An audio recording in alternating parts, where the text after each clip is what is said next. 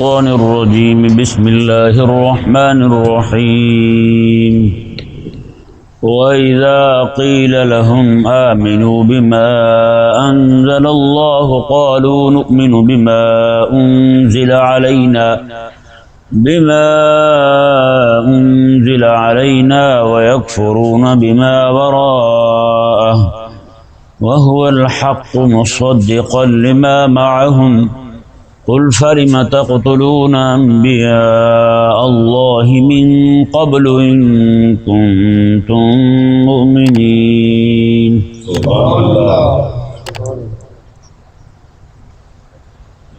اس آیت مبارکہ میں اور اس سے اگلی آیات مبارکہ میں یہودیوں کے کچھ افعال قبیحہ بیان کیے جا رہے ہیں۔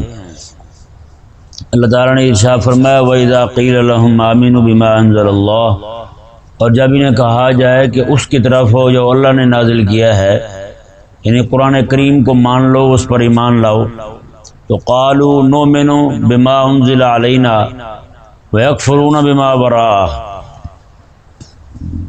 تو کہتے ہیں کہ ہم تو ایمان لائیں گے اس پر جو ہم پر نازل ہوا ہے، یعنی تورات، ہم تو صرف تورات کو مانیں گے، قرآن کو نہیں مانیں گے۔ وَيَكْفُرُونَ بِمَا وَرَاءَهَا، اور تورات کے علاوہ جو کچھ بھی ہے ہر ایک سے کفر کرتے ہیں، ہر ایک سے انکار کرتے ہیں، کسی کو بھی نہیں مانتے، نہ کسی کتاب کو مانتے ہیں نہ کسی اور صحیفے کو مانتے ہیں۔ وہ کہتے ہیں کہ ہمارے نزدیک تو بس وہ کتاب تورات جو ہے وہی حجت ہے، اور یہ ان کا کہنا کہ بما انزل علینا نؤمن بما انزل علینا، ہم تو اس پر ایمان لائیں گے بس جو ہم پر نازل ہوا ہے، یہ ان کی حسد کی وجہ سے تھا۔ یہ حسد تھا انہیں رب تبارک و تعالیٰ کے قرآن کے ساتھ، رب تعالیٰ کی وحی کے ساتھ، تو اس لیے انہوں نے کہا ہم تو بھائی تورات کے علاوہ تو کسی کی طرف دیکھتے ہی نہیں، تورات کو چھوڑ کر ہم کسی کتاب کی طرف نہیں جائیں گے، کسی کتاب کو نہیں مانیں گے۔ اللہ تعالیٰ نے ارشاد فرمایا وَهُوَ الْحَقُّ مُصَدِّقًا لِمَا مَعَهُمْ، حالانکہ وہ کتاب یعنی قرآن جو ہے وہ حق ہے اور ان کی کتاب کی تصدیق کرنے والا ہے قرآن، ان کی کتاب کو بھی، اس کے مندرجات کو تصدیق کرنے والا ہے اس کی، تو پھر یہ انکار کیوں کر رہے ہیں؟ بات جو ہے نا، کوئی بات حق ہو، واقع کے عین مطابق ہو، اور ساتھ ساتھ وہ اس کتاب کی تصدیق کر رہی جو ان کے پاس ہے، جو قرآن کریم کر رہا ہے۔ قرآن حق بھی ہے اور واقع کے عین مطابق بھی ہے، دلائل اور براہین سے مزین بھی ہے، جی، تو پھر جناب اس کا انکار کیوں؟ جب بات حق کو واقع کے عین مطابق ہو تو تقاضا ہے اس بات کہ اسے مانا جائے، اسے تسلیم کیا جائے، اس کا انکار کیوں کر کیا جائے؟ رب تبارک و تعالی نے ارشاد فرمایا قل فلم تقتلون انبیاء اللہ من قبل ان کنتم مؤمنین، اب انہیں یہ آئینہ دکھایا جا رہا ہے کہ تم کہتے ہو ہم تو تورات پر ڈٹے ہوئے ہیں، تورات پر جمے ہوئے ہیں، تورات کے علاوہ کسی کتاب کو دیکھتے نہیں۔ اللہ تبارک و تعالی نے اب انہیں ان کا آئینہ دکھایا، ان کے کرتوت کھولے، تو میں اگر تم تورات کے اتنے ہی پیروکار ہو، اتنا ہی تمہارا ایمان ہے تورات پر، تو پھر تم نے یہ حرکتیں کیوں کی؟ سب سے پہلی حرکت ان کی کیا بیان ہوئی یہ دیکھیں جی۔ اللہ تعالی نے کل حبیبہ آپ فرمائیں جی، جیسے پیچھے رب تبارک و تعالی نے ان کے کلام کو خود نقل فرمایا، یہاں بھی کر سکتا تھا، لیکن حبیب کریم علیہ السلام اپنی زبان سے کہیں گے وہ ذلیل زیادہ ہوں گے، کہ نہیں سمجھ آیا مسئلہ؟ جب حبیب کریم علیہ السلام اپنی زبان سے فرمائیں گے تو ان کی ذلت زیادہ ہوگی۔ اللہ تبارک و تعالی نے ارشاد فرمایا قل فلم تقتلون انبیاء اللہ من قبل، اور تم کہتے ہو کہ ہمارا ایمان ہے تورات پر، ہم تورات کے علاوہ کسی کتاب کو نہیں دیکھتے، تو پھر وہ نبی رب کے جو تورات کے ہی داعی بن کر آئے، تورات کے ہی مبلغ بن کر آئے، تم نے انہیں کیوں شہید کیا؟ تم نے انہیں قتل کیوں کیا؟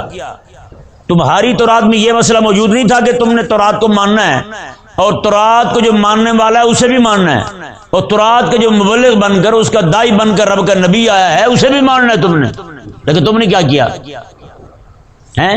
تم نے کیا کیا؟ پھر تم نے تو انکار کر دیا، تم نے نہیں مانا۔ تو پیارے اور محترم بھائیو، اللہ تبارک و تعالی نے ان کو یہ آئینہ دکھایا اور فرمایا کہ ان کنتم مومنین، اگر تمہارا اتنا ہی ایمان تھا، اتنے ہی مومن تھے، تو پھر کیوں قتل کیا تم نے نبیوں کو، انبیاء کو کیوں شہید کیا تم نے؟ آگے دیکھیں جی، دوسری بات بیان کی جا رہی ہے ان کے سامنے وَلَقَدْ جَاءَكُم مُوسَىٰ بِالْبَيِّنَاتِ، اس کا تعلق بھی کل کے ساتھ ہے۔ حبیب آپ یہ بھی فرمائیں، جب موسیٰ علیہ السلام تمہارے سامنے بالبینات واضح معجزات اور کرامات لے آئے، ہر چیز تمہیں دکھا دی، تو اس بات کا تقاضا تھا کہ تم رب تعالیٰ کی پوجا کرتے، رب تعالیٰ کی عبادت کرتے، رب تبارک و تعالیٰ کو الہ مان لیتے، الوہیت کا مستحق اللہ تبارک و تعالیٰ کو جانتے، وہی اللہ تبارک و تعالیٰ ہی عبادت کے لائق ہے، وہی مستحق کی عبادت ہے۔ تو پھر تم نے کیا کیا؟ ثم اتخذتم العجل من بعد، موسیٰ علیہ السلام کے پیچھے تم نے بچڑے کوئی خدا بنا لیا، تم نے بچڑے کوئی خدا بنا لیا ہے۔ بنی اسرائیل کا بچڑا اور ہندوؤں کی گائے، یہ دونوں بتاتی ہیں کہ ان کا سامری کے ساتھ کوئی تعلق ہے۔ ہندوؤں کا سامری کے ساتھ ہے کوئی تعلق ہے، یہ مردود جو ہے نا ایسے ہی نہیں گائے کے پیچھے پڑے ہوئے۔ اللہ تبارک و تعالیٰ نے ان کو اس میں الزام دیا، جیسے تانا دینا نہیں کہتے ہماری زبان میں، اللہ تبارک و تعالیٰ نے وہ فرمایا حبیب آپ انہیں کہیں، انہیں تانا دیں، ہاں بھائی تم تو بڑے بنتے ہو ایمان والے، تو تم بچڑے کے سامنے پڑ گئے۔ اب یہ صرف بیان کر کے یہ بیان کرنا مقصود نہیں ہے کہ بچڑے کی پوجا کرنا صرف شرک ہے، نہ، فرمایا کہ جن کا اپنا خدا ایسا پاگل ہو، بچڑے کی کون سی عقل ہوتی ہے؟ ہاں جی، وہ تو انسان جو ہے انسان وہ بھی اپنے کوئی معاملات اپنی زوجہ کے ساتھ کرتا ہے تو وہ بھی پردے میں کرتا ہے یا نہیں؟ کبھی بچڑے نے منہ پہ کپڑا لپیٹا ہے؟ کبھی اس نے اپنی زوجوں کو فرمایا ہو کہ آپ دائیں بائیں ہو چلتے ہیں، وہیں جا کے جو بھی کرنا ہے کرتے ہیں؟ کبھی ہوا ایسا؟ وہ تو بچڑا جو ہے اور گائے جو ہے دونوں میاں بیوی گلی میں جاتے ہوئے کہیں بھی حق دیتے ہیں، کبھی کوئی پرواہ نہیں کی۔ تو میں جن کا معبود ایسا پاگل اور احمق ہے تو اس کے ماننے والے کیسے پاگل ہوں گے؟ اس میں انہیں یہ بھی الزام دیا گیا کہ تم تو اتنے پاگل ہو، یہودیوں کو فرمایا جا رہا ہے تم تو ایسے احمق ہو، تم نے بچڑے کو رب بنا لیا تھا۔ ابھی موسیٰ علیہ السلام کے پیچھے کچھ دن کے لیے موسیٰ علیہ السلام گئے اور تم نے بچڑے کو خدا بنا لیا، صرف کیا کیا؟ اس نے باں کی، تم نے کہا واہ واہ واہ یہ تو پہنچا ہوا ہے، یہ تو خدا ہے بھائی۔ تو اب بتائیں اب کتنے بڑے پاگل ہیں؟ ان سے اچھا تو پھر وہ سامری جادوگر تھا جس نے وہ بچڑے کو بنا لیا اور بچڑا بولنے لگا۔ ایسے ذلیل ہیں، پھر اسے چلو خدا مانتے، چلو کچھ نہ کچھ تو کہا جاتا یار اسے اتنا بڑا کارنامہ انجام دیا، اسے خدا بنایا، انہوں نے بچڑے کو خدا بنا لیا۔ کہ نہیں سمجھ پڑا مسئلہ؟ تو رب تبارک و تعالیٰ نے کیا ارشاد فرمایا جی دیکھیں یہاں پر، میں پھر تم نے موسیٰ علیہ السلام کے پیچھے بچڑے کو خدا بنا لیا، وَأَنْتُمْ ظَالِمُونَ، اور تم ظلم کرنے والے تھے۔ یہ کیا ہے؟ یہ ظلم ہے۔ بچڑے کی پوجا کرنا کیا ہے؟ یہ ظلم ہے۔ تم نے ظلم کیا تھا موسیٰ علیہ السلام کے پیچھے۔ اب آگے دیکھیں جی، اللہ تعالیٰ نے ارشاد فرمایا کہ جو تمہارا تورات پر ایمان ہے نا، بتاؤ یہ تورات کی کس آیت میں لکھا ہوا بچڑے کو خدا بنا لو؟ کس آیت میں لکھا ہوا ہے؟ تورات کے کس مقام پہ لکھا ہوا، کس باب میں لکھا ہوا ہے کہ بچڑے کو تم الہ بنا لو، بچڑے کو تم رب بنا لو اور اس کی عبادت شروع کر دو؟ کہاں لکھا ہوا ہے؟ یہ تمہارے وڈیروں نے کیا ہے۔ تو مزے کی بات دیکھیں، یہ آقا علیہ السلام کے دور کے یہودیوں کو تانا دیا جا رہا ہے کہ تمہارے وڈیرے جو نبی کے ساتھ تھے ان کی حرکتیں یہ تھی۔ آج دنیا جہان میں کوئی بھی بندہ ہمیں تانا نہیں دے سکتا کہ تمہارے نبی کے ساتھ ابو بکر جو تھا اس کا کام یہ تھا۔ ان کی وفاداری روز روشن کی طرح یہاں ہے۔ میں کہتا ہوں اتنی سورج کی روشنی نہیں ہے جتنی حضرت ابو بکر صدیق کے کردار کی روشنی ہے، اور اتنی وفا کی روشنی ہے آقا علیہ السلام کے ساتھ جنہوں نے وفا کی ہے، بالکل سائے کی طرح حضور کے ساتھ رہے یار۔ آپ ہجرت کو دیکھیں کوئی بندہ بھی ساتھ نہیں ہے، آقا علیہ السلام صرف حضرت ابو بکر صدیق کو ساتھ لے کے جا رہے ہیں۔ کوئی بندہ بات نہیں کر سکتا پوری کائنات میں، نہ حضرت ابو بکر کے بارے میں، نہ حضرت عمر کے بارے میں، نہ حضرت عثمان کے بارے میں، نہ حضرت مولا علی کے بارے میں، نہ حضرت بلال کے بارے میں، نہ حضرت سعد و سعید کے بارے میں۔ جو کرتے ہیں کتے ان کے اپنے منہ کتے والے ہیں، ان کے بارے میں تو ہم کہتے ہیں کہ وہ جو رابضی کتے بھونکتے رہتے ہیں، یہ آج کل تو پیر بیٹھے ہیں حرام خور، ان کے بھونکنے کی بھی ایک وجہ ہے۔ ان پیروں کے جو پیر آج کل حضرت امیر معاویہ کو بھونک رہے ہیں ان کے بھونکنے کی ایک وجہ ہے۔ آقا علیہ السلام کا فرمان ہے، میں کہ اہل ایمان حلال کھانا، حلال تمہیں حلال کی طرف لے جائے گا اور حرام تمہیں حرام کی طرف لے جائے گا. ہاں جی بتائیں جن پیروں نے یہ ورنن کی مرید کیا لے کر آیا ہے، پوچھا بھی نہیں یار یہ منت کا پیسہ ہے کس چیز کا ہے، ہر چیز ہڑپ کر گیا ہیں، وہ غریبوں کا مسکینوں کا حق بھی کھا گیا، مدرسے کے بچوں کا حق بھی کھا گیا. تو بتائیں اس پیر کا پھر عقیدہ کیسے ٹھیک رہ سکتا ہے؟ اس پیر میں بگاڑ تو آنا ہے، اس پیر میں پھر فساد تو آنا ہے. وہ کسی بھی صورت میں آ جائے تو آج پیر اس لیے بھونک رہے ہیں، وہ بھی حضور کے صحابہ کو. اچھا ایسے کتے ہیں پیر، مجھے سمجھ نہیں آتی ان ذلیلوں کی. ایک پیر مجھے کہنے لگا جی دیکھیں حضرت امیر معاویہ نے کتنا بڑا ظلم کیا تھا، اپنے بیٹے کو خلیفہ بنا دیا ہیں. میں نے کہا اچھا یہ تو ظلم بن گیا، تمہارے جو جس مزار پہ تم بیٹھے ہو وہ مزار کس کا ہے؟ کہتے ہیں ہمارے ابا کا.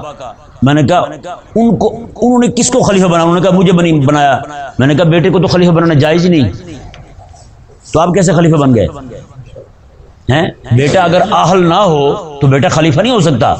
میں نے کہا تمہارے ہاں تو باپ جو ہے وہ مرتا ہے، بیٹا باپ کی زندگی تک جناب وہ کرکٹر ہوتا ہے، وہ ڈاکٹر ہوتا ہے، وہ انجینئر ہوتا ہے، داڑھی منہ سے منڈا ہوتا ہے. جیسے باپ مرا داڑھی رکھوائی اور جناب پیر بنا دیا.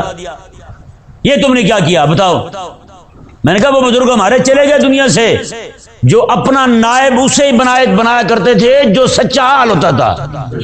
ایک بزرگ کے مزار پہ میں گیا ہوں، وہاں جا کر میں نے دیکھا وہاں بزرگوں نے تحریر لکھوائی تھی بہت بڑی. انہوں نے کہا میرے بچے سارے لچے لپاڑے ہیں، میرے مرنے کے بعد کسی کو میرا نائب نہ بنایا جائے، میرا نائب وہی بنے جو شریعت محمدی کا پیروکار ہے. بس ایمانداری والی بات. میں نے ایک بندہ دیکھا ہے، آج جس پیر کو دیکھو پیر کا بیٹا خلیفہ ہے. اگر اہل ہو تو بن سکتا ہے، اگر نہ اہل ہو تو نہیں بن سکتا. بتائیں بھائی. جیسے دیکھیں حضرت سیدنا ابوبکر صدیق رضی اللہ تعالیٰ عنہ، آپ کو جب وصال ہوا کیا خیال آپ کے بیٹے نہیں تھے؟ لیکن کسی کو نہیں بنایا گیا، حضرت عمر کو بنایا گیا. حضرت عمر رضی اللہ تعالیٰ عنہ جو ہیں آپ کا وصال شہادت ہونے لگی نا، اس وقت بندے نے کہا کہ عبداللہ بن عمر کو بنا دیں. آپ جلال میں آ گئے. آپ نے 6 بندوں کے نام دیے تھے حضرت عمر نے، میں ان میں سے اس میں سے جس کو بھی دل چاہے تمہارا بنا لینا. ان میں ایک بھی نام آپ کے بیٹے کا نہیں ہے، آپ کے بھتیجے کا نام نہیں ہے، کسی کا نام نہیں ہے. حالانکہ آپ کے بھائی جو ہیں آپ کے اتنے بڑے مجاہد اعظم تھے، آپ کے بھائی حضرت عمر رضی اللہ تعالیٰ عنہ کے منکر ختم نبوت مسلمہ دجال کے خلاف لڑتے ہوئے شہید ہوئے. کیا خیال ہے ان کے بیٹے نہیں تھے؟ ان کے بھی بچے تھے. لیکن حضرت عمر رضی اللہ تعالیٰ عنہ کو کسی بندے نے کہا کہ آپ عبداللہ بن عمر کا بھی نام دیا اپنے بیٹے کا. نہ یہ میں نہیں کر سکتا، کبھی بھی نہیں کر سکتا. اپنے بیٹے کا نام نہیں دیا. میں نے کہا آج تمہاری جو خلافتیں ہو رہی ہیں، گدی نشینی کے تمہارے جو سلسلے ہیں، آج ایک پیر کے 1900 خلیفے بیٹھے ہیں، وہ بھی ساری اس کی اولاد ہے. میں نے کہا یہ کہاں سے نکالا پھر تم نے؟ ہاں میں نے کہا تم ذلیلوں کو بھی اعتراض ہو حضرت امیر معاویہ پہ، تم چوڑوں کو بھی اعتراض ہو حضرت امیر معاویہ رضی اللہ تعالیٰ عنہ پہ کہ انہوں نے خلیفہ کیوں بنایا. بھائی انہوں نے تو دیکھا پہلے کہ حضرت مولا علی رضی اللہ تعالیٰ عنہ خلیفہ بنے، اتنی بڑی جنگیں ہوئی، اتنے صحابہ شہید ہوئے، 90,000 بندے صرف ایک جنگ میں شہید ہوئے، 90,000 بندے. تو حضرت امام معاویہ رضی اللہ تعالیٰ نے دیکھا امت پر رحم کرتے ہوئے، امت کا درد لیے دل میں، آپ نے کہا کہ کہیں یہ نہ ہو کہ میرے بعد پھر یہ معاملہ کھڑا ہو جائے، لڑائی ہو جائے، قتل و غارت ہو جائے، تو کیوں نہ میں اپنے ہاتھ سے ہی کسی بندے کو مقرر کر دوں. اور آپ نے اس وقت ان کا بیٹا جو ہے وہ ظالم فاسق نہیں تھا، یعنی اگر ہوگا بھی صحیح ان پر ظاہر نہیں تھا. جیسے ہوتا ہے یہاں باپ بیٹا جو ہے اتنا کمینہ ہوتا ہے، اس کا سب محلے کو پتہ ہوتا ہے لیکن باپ کو پتہ نہیں ہوتا. باپ یہی کہہ رہا ہوتا ہے کہ میرا عبد الکریم بڑا چنگا بندہ ہے کہ نہیں، میرا پتر میرے بیٹے جیسا بندہ کوئی نہیں. باپ یہی کہہ رہا ہوتا ہے لیکن پورے محلے والے کہتے ہیں اس سے بڑا حرامی کوئی نہیں. اگر وہ ذلیل تھا بھی تو حضرت امیر معاویہ رضی اللہ تعالیٰ پر ظاہر نہیں تھا. حضرت امیر معاویہ رضی اللہ تعالیٰ پر ظاہر نہیں تھا. اگر وہ ذلیل تھا بھی، وہ بدکار تھا بھی، فاسق فاجر تھا بھی، تو لوگوں پر اس کا بدکار ہونا ظاہر نہیں تھا. تو اس لیے حضرت سیدنا امیر معاویہ رضی اللہ تعالیٰ نے اسے مقرر کر دیا. تو آج ان لوگوں کو بھی اعتراض ہے جو خود جناب بنے بیٹھے ہیں خلیفے اپنے ابے کے. وہ پیر کہتے ہیں جی یہ تو جائز نہیں تھا، یہ کیسے کر دیا انہوں نے. میں کہا پہلے تو جا کے پیو دی گدی نشینی چھوڑنا، پہلے تو اپنے ابا کی خلافت چھوڑ، پھر تجھے دیکھتا ہوں میں کیسے باتیں کی جاتی ہیں. ایک دن میں تیری طبیعت ٹھیک ہو جائے گی. تو یہ دیکھیں جی کوئی بھی بندہ رسول اللہ علیہ السلام کے صحابہ کے بارے میں نام لے کے ہمیں تانا نہیں دے سکتا. ہاں باقی رہے کتے تو کتوں کی کوئی اوقات نہیں. کتوں کے بارے میں تو بزرگوں نے کہا ہے بات یہ سن کر ہم بھی چونکے. کیا کہا ہے انہوں نے؟ بات یہ سن کر ہم بھی چونکے، ذات کے کتا اور نہ بھونکے. تو ذات کا کتا اور نہ بھونکے. تو ہم نے بات کی ہے بندے کی. کوئی بندہ محبوب علیہ السلام کے صحابہ میں سے کسی ایک صحابی کے عمل پر اعتراض نہیں کر سکتا, ان کی وفا پر اعتراض نہیں کر سکتا, کوئی اشکال نہیں پیش کر سکتا. ہاں جو بندے ہیں ہی نہیں, جو ذات کے کتے ہیں, تو وہ بھونکتے رہتے ہیں. وہ بات کہتے ہیں کتا نہ ہو, کتا ہو اور بھونکے نہ, کہتے ہیں یہ بات ہمیں بھی چونکا گئی, ہم بھی حیران ہو گئی, یار کتا ہو کے نہیں بھونکا. آج کہتے ہیں جی فلانا آیا تھا ذاکر, اس نے تو کوئی بات ایسی نہیں کی. میں نے کہا یار بات یہ سن کر ہم بھی چونکے, ذات کا کتا اور نہ بھونکے. میں نے کہا تمہیں سمجھ نہیں آتی وہ کیسے بھونکتے ہیں, ایسے غیر محسوس طریقے کے ساتھ بھونکتے ہیں محبوب علیہ السلام کے صحابہ کو. نعوذ باللہ من ذالک. انڈیا دہلی سے کتاب چھپی ہے, کتاب کیا قرآن ہے, قرآن کا ترجمہ میرے پاس موجود ہے, قرآن کا ترجمہ اور اس کا حاشیہ لکھا ہوا ہے. اس نے کہا اس امت میں سب سے بڑے کافر جو ہے نا, مسٹر اول حضرت ابوبکر صدیق کو کہا اس نے, اور مسٹر ثانی حضرت عمر کو, پھر مسٹر ثالث حضرت عثمان غنی کو, پھر حضرت امیر معاویہ کا نام لیا اس نے. یہ چار بندے, اس نے کہا چار جو ہیں یہ اکابر کافر ہیں اس امت کے. بتائیں, یہ ہیں ذات کے کتے جن کی رب تبارک و تعالیٰ نے مت ماری ہے, جن کو رب تبارک و تعالیٰ نے ذلیل کیا ہے. امام احمد بن حنبل رضی اللہ عنہ بڑی بات فرمایا کرتے تھے. آپ فرماتے تھے یہ یہودیوں سے اور چوڑوں سے, نصرانیوں سے بھی بڑے ذلیل ہیں. کہتے جی وہ کیسے؟ فرمایا کہ آپ یہودیوں سے پوچھیں نا کہ اس دنیا کے اندر موسیٰ علیہ السلام کے بعد سب سے اونچی شان کس کی ہے, تو کہا کہ یہ یہودی کہیں گے جی موسیٰ علیہ السلام کے ساتھ والوں کی, ان کے صحابہ کی. کہتے ہیں عیسائیوں سے پوچھیں, نصارہ سے پوچھیں کہ عیسیٰ علیہ السلام کے بعد اس دنیا میں سب سے اونچی شان کس کی ہے, تو انہوں نے کہنا ہے عیسیٰ علیہ السلام کے حواریوں کی, جو ان کے خادم تھے. کہا کہ اگر آپ ان کالوں سے پوچھیں, چوڑوں سے پوچھیں, ان ذلیلوں سے پوچھیں کہ اس دنیا کے اندر سب سے ذلیل لوگ کون ہیں, تو ان ذلیلوں نے یہی کہنا کہ حضور کے صحابہ. تو میں بتائیں یہودی کائنات میں اپنے نبی کے بعد سب سے افضل جانے تو کسے جانے, اپنے نبی کے صحابہ کو. اور یہودی جو ہے نصرانی دونوں اپنے نبی کے بعد سب سے افضل والا کسی کو جانے تو اپنے نبیوں کے صحابہ کو جانے, اور یہ ذلیل پوری دنیا کے اندر سب سے بڑا ذلیل کسی کو جانے تو محبوب علیہ السلام کے صحابہ کو جانے. تو بتائیں یہودیوں اور عیسائیوں سے چوڑے ہیں یا نہیں, ان سے کمینے زیادہ ہیں یا نہیں؟ آج جو پیر درباروں میں بیٹھ کے محبوب علیہ السلام کے صحابہ کو بھونک رہے ہیں, ان کتوں کا کردار بھی کچھ کم نہیں ہے, وہ بھی ذلیل ہے, بد کردار ہے, گندے عقیدے کے لوگ ہیں. لعنت ہے ان پر بھی جو محبوب علیہ السلام کے صحابہ پر بھونک رہے ہیں. ہاں جی, ہاں خدا خراب کرے انہیں. آج نعوذ باللہ من ذالک انڈیا کے اندر نا جی, انڈیا کے اندر پچھلے دو تین سالوں میں ایسا ان چوڑے جو ہے نا ہر دربار سے جیسے مینڈک نہیں نکلتے برسات میں, ایسے درباروں سے بولنے لگے پیر کتے. میں یہ کم ہلکا لفظ بول رہا ہوں پیروں کے لیے کتے کا, کہ نہیں سمجھ آئی. کئیوں کو ایسے مسئلہ ہو جاتا ہے جی آپ یہ ونڈ کیا کریں فلانا پیر کتا ہے تو فلانا کتا نہیں ہے. بھی کیسے ونڈ کریں, ونڈ تو کر دی ہے, جو محبوب علیہ السلام کے صحابہ پر بھونکے وہ کتا ہے, وہ کیا ہے, وہ کتا ہے, وہ بندہ نہیں ہے. انڈیا کے اندر باقاعدہ انہوں نے یہ ایک پوری فہرست تیار کی, ایک پورا پیپر تیار کیا اور اپنے مریدوں کو دیا. خواجہ معین الدین چشتی اجمیری رحمۃ اللہ علیہ کے دربار کے گدی نشینوں نے, جو بھی مولوی آپ کے پاس چندہ لینے آیا نا مدرسے کے لیے, آپ اس کے سامنے یہ پیپر رکھیں اور اس میں یہ لکھا ہوا تھا امیر معاویہ مسلمان نہیں ہیں. اور امام احمد رضا خان رحمہ اللہ جنہوں نے حضرت امیر معاویہ کا دفاع کیا ہے, ان کے بارے میں بھی لکھا کہ اس کا بھی لکھو وہ بھی مسلمان نہیں. بتائیں یہ کس کے گدی نشین ہے؟ خواجہ معین الدین چشتی اجمیری رحمہ اللہ کے. اب بتائیں خواجہ معین الدین چشتی اجمیری رحمہ اللہ گدی نشین پتہ کتنے ہیں آپ کے؟ چھکے چوکے نہیں, ہوائیاں اڑ جائیں گی. 4000 خلیفے بیٹھے ہیں اس وقت گدی نشین, 4000 سے بھی زائد ہیں, اور ایسے لڑتے مرتے ہیں کتے کی طرح. توبہ. آپ چلے جائیں نا یہاں درباروں پہ, کسی بھی دربار پہ چلے جائیں, وہ آپ کو کھینچیں گے, نوچیں گے آپ کو. اور نہیں پیر صاحب اصل ادھر بیٹھے ہیں, نہیں اصل پیر صاحب ادھر بیٹھے ہیں, اور جن کے پاس پیر صاحب کی گدی ہے وہ ادھر بیٹھے ہیں, آئیں تو صحیح ادھر. ایسے کھینچ رہے ہوتے ہیں. بندہ پوچھے بندہ آیا کیا لینے تھا وہاں؟ ایک دربار پہ ہم چلے گئے, وہاں ہمارے ساتھ یہی ہوا جی. ایک پیر کے انتظار میں بیٹھے ہیں, وہ پیر کہیں استنجا کر رہا تھا. ایک بندے نے دیکھا کہ فارغ بیٹھے, اس نے کہا ادھر آؤ ادھر آؤ. ہم بھاگ کے گئے, ایک مولوی اور تھا, کیا ہوا ہے؟ کہتے پیر صاحب بیٹھے ہیں. چلو جی ایک کو ملے وہاں سے، مولوی صاحب میرے ساتھ وہ جذباتی تھا، میں تو نہیں دیتا پیسے پیروں کو، میں جب بھی دیتا ہوں مدرسے کے طالب علموں کو دیتا ہوں، حضور کے دین کو دیتا ہوں، ان کو میں روپیہ نہیں دیتا، کسی پیر کو نہیں دیتا ہوں، چاہے پیر مخلص ہو چاہے جو بھی ہو۔ انہوں نے کہا بھی آپ دین کا کام کرو تو ہم آپ کو دیں ہیں؟ تو وہ پیر جو ہے وہ پکڑ کے لے گیا جی، وہ پیر مولوی جذباتی، اسے 1000 روپے دے دیا، بعد میں پتہ چلا وہ پیر اصل نہیں تھا، پیر تو اصل وہی تھا جو ابھی آیا نہیں تھا۔ کہنے لگا بیڑا غرق، 1000 ضائع ہو گیا بھائی۔ میں نے کہا کچھ نہیں ہوتا، پیر نہیں لیا ہے، بچ کے جاؤ گے تم بھی۔ اچھا وہاں بیٹھے تو اس کا جو اپنا پیر ذاتی تھا نا وہ آیا جی باہر، پھر کہنے لگا یار یہی میرا پیر ہے۔ میں نے کہا ذلیلہ تجھے پہچان نہیں ہے تو پیر کیسے پہچانے گا تجھے ہیں؟ تو پیر آیا سامنے، تو پیر کو اس نے 5000 نکال کے دیا، 1000 ادھر دیا، 5 ادھر دے دیا۔ بعد میں پیر جس گلاس میں پانی پی رہا تھا نا جی، مجھے سارے راستے میں کہتا رہا میرا پیر بڑا ہی سخی ہے، بڑا ہی سخی ہے۔ میں کہا کیویں؟ کہتا ان کی گاڑی کے ٹائر اتنے موٹے ہیں۔ میں کہا وہ تو پیر کے اپنے نیچے ہے نا، تجھے دے تو تب بات بنے۔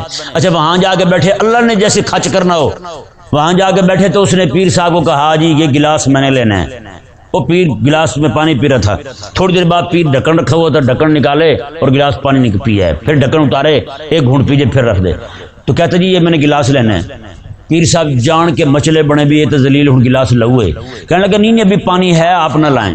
اور کہتا نہیں میں پانی، وہ بھی پیر بھی مرید بھی ڈھیٹ سی، کہنے لگا نہیں جی میں گلاس لینا ہے تھوڑے کو، یہ گلاس میں لینا چاہتا ہوں۔ پیر نے کہا نہیں میں جب آپ کے گھر آؤں گا نا وہاں آ کے جس گلاس میں پانی پیوں گا وہ آپ تبرک بنا کے رکھ لینا، اسے معافی دے دیں۔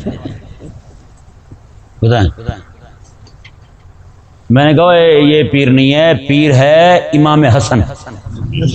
امام حسن رضی اللہ تعالیٰ عنہ دو مرتبہ امام حسن رضی اللہ تعالیٰ عنہ ایسے بندہ آیا فقیر، اس نے مانگا، آپ نے کیا کیا؟ اپنے گھر میں گئے، اپنے بچوں کو باہر نکال لیا، میں یہ گھر بھی تیرا ہے، یہ سارا مال بھی تیرا ہے۔ پیر یہ ہے۔ امام حسن بیٹھے وہ بیان کر رہے ہیں کہ بندہ کھڑا ہو گیا، آپ کو برا بھلا کہنے لگا، امام حسن کو گالیاں دینے لگا۔ آپ نے میں بھیا چلے نیچے بیٹھ، نیچے بٹھا دیا۔ میں وہ کھانا لاؤ اس کے لیے، کھانا کھلایا۔ مرید کو خادم کو فرمایا وہ لاؤ پیسے کتنے پڑے اسے اٹھا کے دے دو، 1000 روپیہ اٹھا کے اسے دے دیا۔ بڑا حیران ہو، اس نے کہا یہ کیا ہوا؟ آپ نے فرمایا یا تو گالیاں دے رہا تھا، مجھے لگا تجھے بھوک لگی ہے، مجھے لگا تجھے بھوک لگی ہے اس لیے تو بک رہا ہے، اس لیے جو تیری اصل مرض تھا وہ میں سمجھ گیا، تیرا علاج کر دیا ہے، بس ٹھیک ہے جا۔ وہ کہنے لگا مجھے یقین ہو گیا واقعی تو سچا سید ہے۔ بتائیں بھائی، تو حال سید تو یہ ہوتے ہیں بھائی، سخی تو یہ ہوتے ہیں۔